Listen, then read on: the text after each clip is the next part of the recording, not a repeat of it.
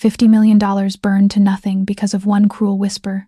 Victoria thought it was just an insult when she leaned in and told Skylar Hayes, the underworld's sharpest financial queen, that she was too big for a mafia king. But in that room, words had consequences. She did not just offend Skylar. She stepped past a line no one came back from. Skylar Hayes never made herself smaller for anyone. In a hidden world ruled by thin trophy wives, paid beauty, and men who treated women like replaceable status symbols, she was impossible to ignore. She was fat, powerful, and completely unashamed of the body that filled every room before her red bottom heels touched the marble floor. But her weight wasn't the only thing that made her formidable. She possessed the sharpest financial mind on the eastern seaboard. Skylar ran the Velvet Ledger, an ultra-exclusive, completely off-the-books banking system that washed millions of dollars for the most dangerous cartels, syndicates, and corrupt politicians in the country. People didn't just respect Skylar, they feared her. She held the account numbers, the offshore routing codes, and the buried secrets of every powerful man from New York to Miami. Yet despite her terrifying influence, the social politics of the Mafia wives' circle remained agonizingly shallow. Behind their manicured hands, the wives of underbosses and capos would whisper. They sneered at her size, unable to comprehend how a woman who wore a size 22 could wield more power than all of their husbands combined. Lorenzo Costa didn't care about the whispers. As the newly crowned head of the Costa Syndicate, Lorenzo was a man carved from ice and violence. He was devastatingly handsome, possessing dark, calculating eyes that missed absolutely nothing.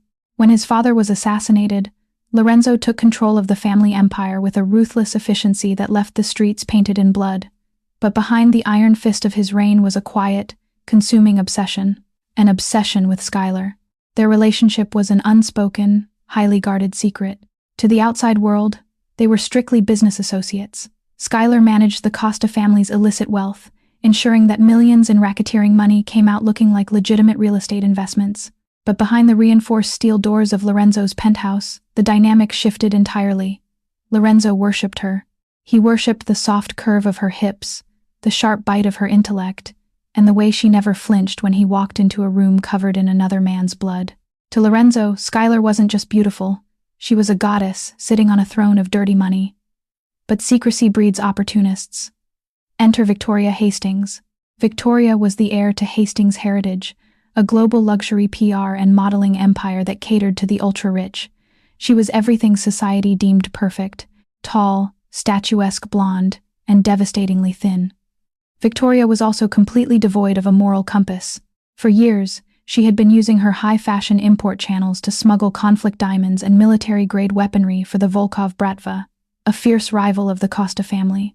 Victoria had her eyes set on Lorenzo Costa. In her twisted, arrogant mind, taking Lorenzo as a husband would solidify her as the undisputed queen of the city. She believed a man of Lorenzo's stature required a woman who looked like her on his arm, a beautiful, fragile-looking bird to offset his violent nature.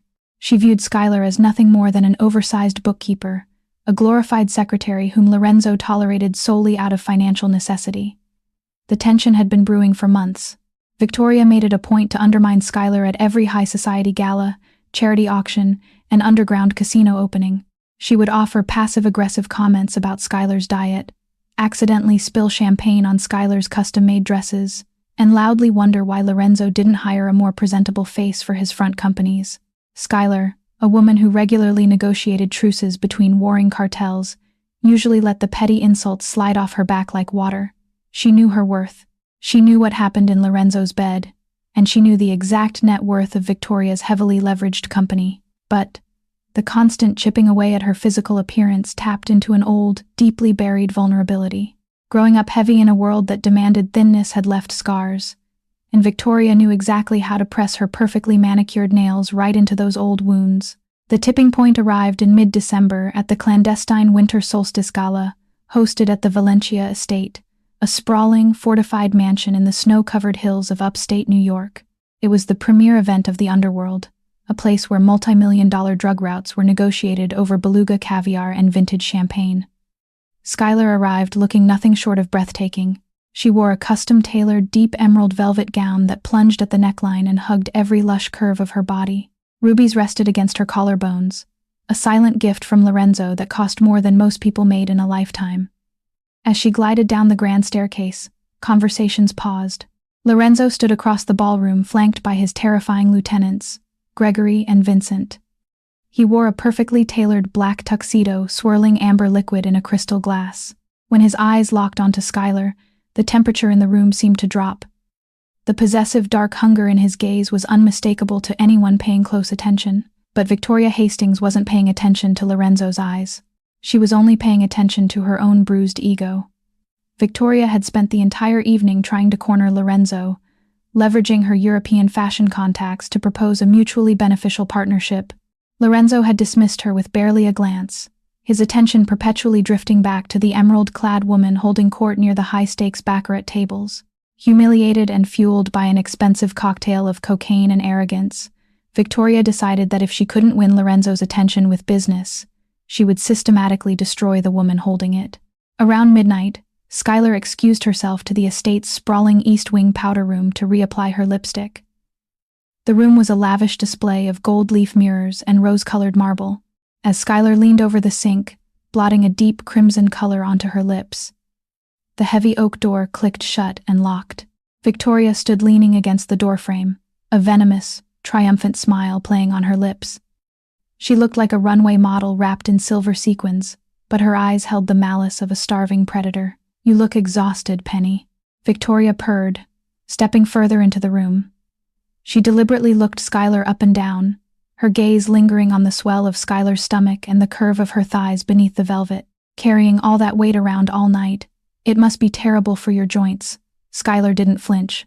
She capped her lipstick, slipped it into her clutch, and met Victoria's gaze through the reflection of the mirror. "Victoria, if you're looking for another line of credit to float your failing winter collection, my office hours are Monday through Friday. Right now you're interrupting my evening." Victoria's smile tightened, her perfectly contoured cheeks flushing with sudden anger. "Your office, please. Don't act like you're anything more than a glorified accountant who eats her feelings. Do you honestly think anyone here respects you? Do you think Lorenzo respects you?" Skylar turned around, slowly crossing her arms over her chest. "I think Lorenzo respects the $80 million I laundered for him last quarter. Now, step out of my way." Victoria didn't move. Instead, she took a step closer, invading Skylar's personal space.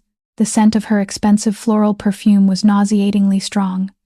"He uses you, Skylar, because you're smart with numbers, but don't ever confuse utility with desire." Victoria leaned in, her voice dropping to a harsh, jagged whisper meant to inflict maximum damage. "Look in the mirror, look at yourself, and then look at me. Men like Lorenzo Costa conquer the world. They want a prize on their arm. You're too big for him. You're too fat to ever be anything more than the dirty little secret he keeps in the basement." Silence suffocated the powder room. For a fraction of a second, the words hit exactly where Victoria intended. A brief flash of pain flickered behind Skylar's eyes. It was the eternal, exhausting cruelty of a world that refused to see her brilliance because it was too busy judging her circumference. But Skylar was not a victim. She straightened her spine, her expression morphing into a mask of pure, terrifying authority. "Are you finished?" Skylar asked, her voice dangerously calm. Before Victoria could fire back another insult, a heavy thud echoed from the adjoining sitting room, the private VIP lounge connected to the powder room. The connecting door, which had been slightly ajar, swung open. Lorenzo Costa stepped out of the shadows. He didn't look angry. He looked completely, violently hollow, the kind of emotionless calm that usually preceded a massacre. He had stepped into the adjoining room minutes earlier to take a private call, and he had heard every single word. Victoria gasped, taking a stumbling step backward, her face drained of all color, the silver sequins of her dress suddenly looking like armor that was far too thin. "Lorenzo, I didn't know you were in there." Lorenzo didn't look at Victoria. His dark, dangerous eyes went straight to Skylar. He saw the slight tightening of her jaw, the defensive posture of her shoulders. He saw the woman he loved, the woman who held his empire together with her bare hands being reduced to an ugly high school insult by a woman who wasn't worthy to breathe the same air. "Skylar." Lorenzo's voice was a low, rough rumble. "Wait for me by the cars." Skylar held his gaze for a long moment. She saw the lethal promise burning in his irises. She didn't argue. She picked up her clutch, walked right past a trembling Victoria without a second glance, and exited the room. Once the door clicked shut behind her, Lorenzo finally turned his attention to the blonde heiress. Victoria tried to force a seductive smile, desperately attempting to salvage the situation. Lorenzo, darling, you have to understand. I was just giving her some friendly. Lorenzo closed the distance between them in 2 massive strides. He didn't hit her. He didn't touch her. He simply crowded her into the marble sink, towering over her until she was forced to lean back against the cold mirror, gasping for air. Hastings Heritage, Lorenzo whispered, his voice dangerously soft. 16 warehouses down by the docks, 2 flagship stores in Manhattan, a global distribution network heavily leveraged by offshore loans from the Volkov family. Victoria's breath hitched. Her eyes widened in absolute terror. How? How do you think you're untouchable because you're thin? Lorenzo asked, a dark, mocking smirk, twisting his lips. You think bone structure protects you from a bullet? Skylar owns your debt, Victoria. She bought it 3 weeks ago. She owns your warehouses. She owns your flagship stores. I let her do it because she thought it was good business. Lorenzo leaned in until his mouth was inches from Victoria's ear. But I don't care about business anymore. You insulted my queen, and now you're going to watch your entire empire burn to the ground. Lorenzo stepped back, adjusting his cuffs with terrifying nonchalance. Get your coat, Victoria. The night is about to get very, very cold for you. As Lorenzo walked out of the powder room, leaving Victoria sobbing hysterically against the marble sink, a terrifying sequence of events was already being set into motion. Lorenzo pulled his burner phone from his pocket, dialing his most ruthless lieutenant, Vincent. Vincent, Lorenzo commanded, his voice echoing through the opulent halls of the estate. Round up the men. Bring the gasoline. We are going to erase Hastings Heritage from the face of the earth tonight. Gasoline poured over imported French silk creates a distinct, sickeningly sweet odor right before the first spark catches. Down by the industrial waterfront of Brooklyn, 16 heavily fortified warehouses owned by Hastings Heritage stood silently in the freezing December night. Inside those corrugated steel walls rested the entirety of Victoria's heavily leveraged empire. Millions of dollars in haute couture, garments, crates of smuggled blood diamonds from Sierra Leone, and untraceable military-grade hardware destined for the Volkov Bratva. Vincent Lorenzo's most lethal enforcer stood near the loading docks in a tailored charcoal overcoat, watching his crew meticulously douse the perimeter. He checked the glowing dial of his Audemars Piguet chronograph. It was exactly 2:00 inches the morning.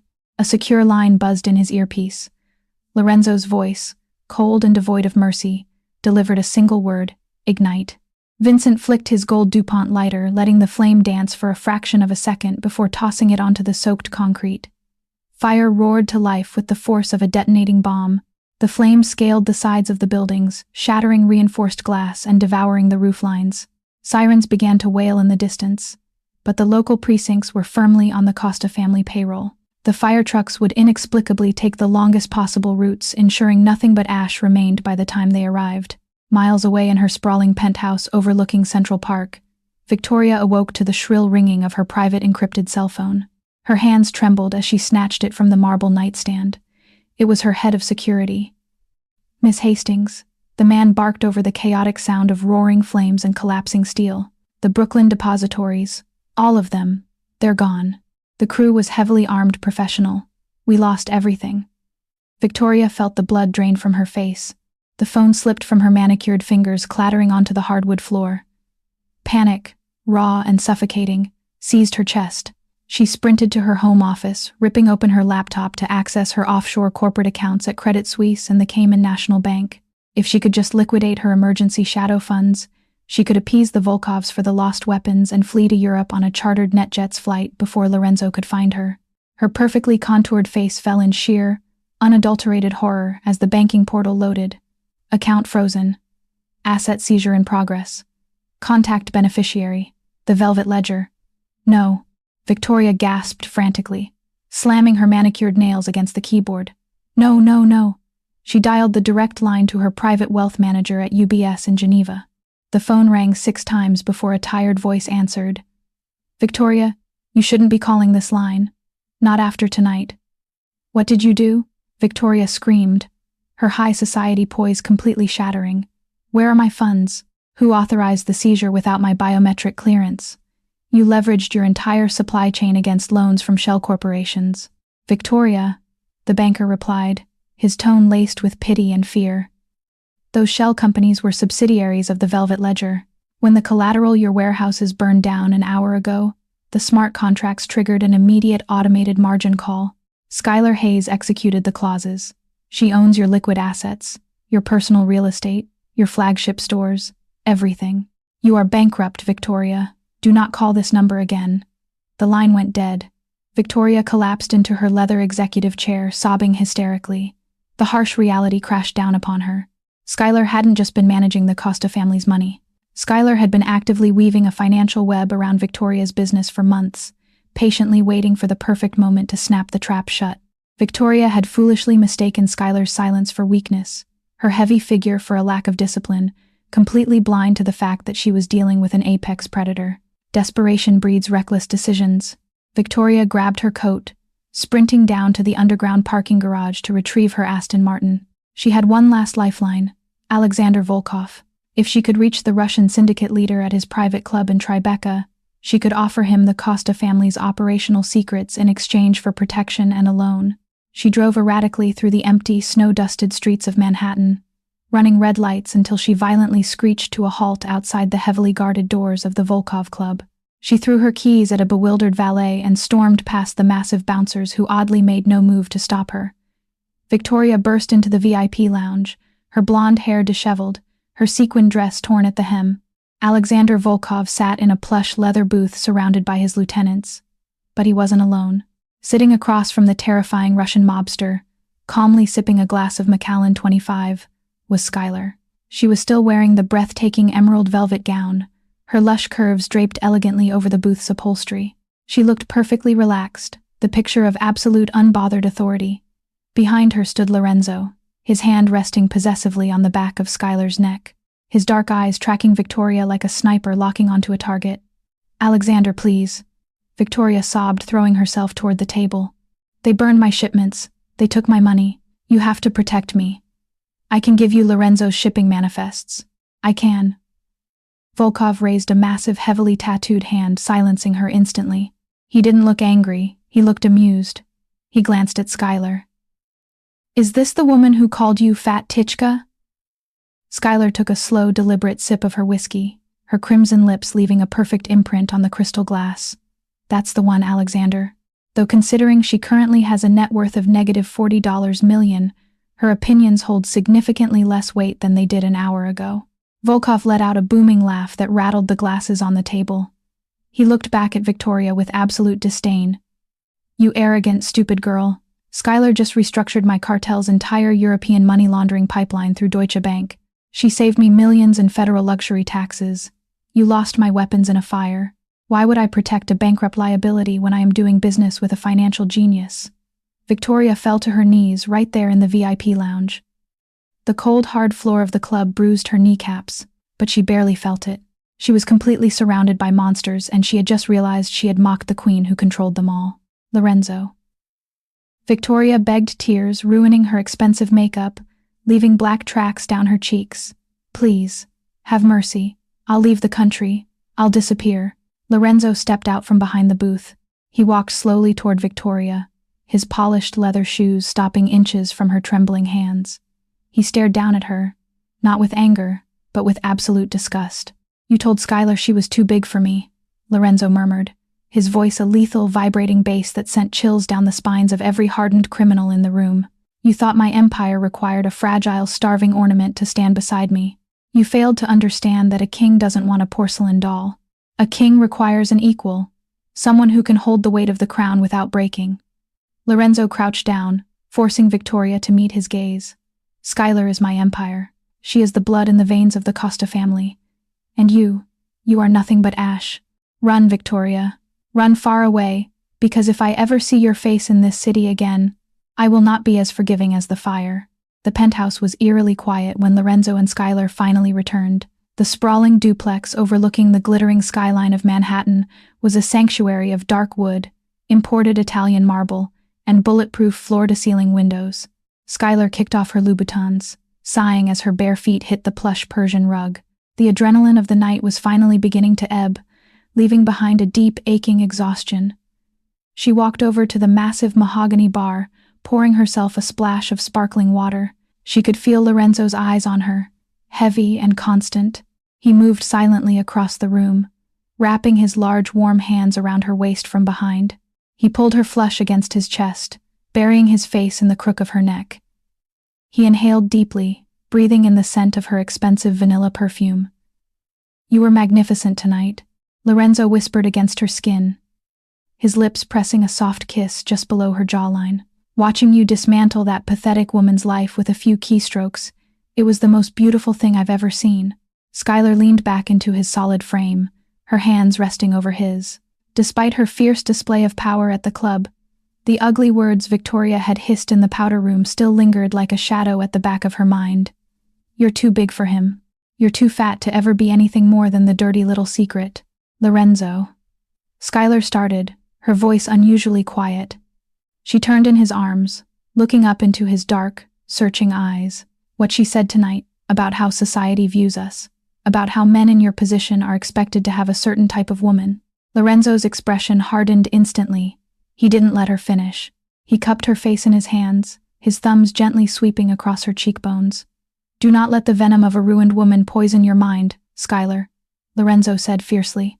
His gaze dropped to her mouth, then down to the deep plunge of her velvet dress, taking in the full, lush curves of her body with undisguised reverence. "I despise the fragile plastic women in our circle. I despise their empty conversations and their hollow ambitions. I crave you, every soft inch of you, your brilliant mind, your ruthless heart, and a body that actually feels like a woman when I hold her." He kissed her then, a deep consuming kiss that tasted of scotch, danger, and absolute devotion. Skylar melted into the embrace, the last remnants of her insecurity burning away under the heat of his touch. He worshipped her form, his hands mapping the curves of her hips, silently reinforcing everything his words had just promised. She wasn't a secret. She was the undisputed Donna of the Costa family. The next morning, the financial world of New York woke up to a seismic shift. The headlines of the Wall Street Journal and Bloomberg reported the sudden catastrophic collapse of Hastings Heritage. The narrative fed to the public was a tragic tale of over-leveraged assets and a devastating warehouse fire caused by faulty industrial wiring. Victoria Hastings was spotted boarding a commercial flight to a small coastal town in South America, her designer luggage replaced by 2 modest duffel bags, her face hidden behind oversized sunglasses. She had been erased from the elite social registry overnight. 6 months later, the Costa Syndicate hosted the highly anticipated Summer Solstice Gala at the Pierre Hotel in Manhattan. It was an event designed to project absolute dominance over the city's underworld. The grand ballroom was packed with politicians, judges, and the heads of rival families, all eager to pay their respects to Lorenzo. The whispers that usually permeated the room were entirely absent. Everyone had heard the ghost stories of what happened to Victoria Hastings. Everyone knew who held the real power behind the Costa throne. The massive gilded doors of the ballroom swung open. The string quartet abruptly stopped playing. Lorenzo walked in dressed in a flawless midnight blue tuxedo, but he wasn't walking ahead of his entourage. He was walking shoulder to shoulder with Skylar. She wore a custom breathtaking gown made of spun gold that clung unapologetically to her heavy, lush figure. She radiated confidence, diamonds glittering at her throat, her head held high. Lorenzo did not hide her in the shadows. He proudly escorted her to the center of the room, his hand resting firmly on the swell of her waist. As the most powerful men in the country lined up to kiss her hand and beg for favorable interest rates on their illicit loans, Skylar smiled. Skylar Hayes built her empire on numbers. She cleaned their blood-soaked money, controlled the books no man could survive without, and won the heart of the most dangerous man in the city. She never begged to be accepted. She made the underworld adjust to her. In a world ruled by ruthless kings, Skylar proved the most powerful person in the room was the woman who knew exactly where every dollar, every secret, and every body was buried. If you enjoyed this story of mafia power, revenge, financial warfare, and unapologetic romance, hit like, share it with someone who loves dark mafia drama, and subscribe for more stories where brilliant women destroy their enemies and take what was always theirs.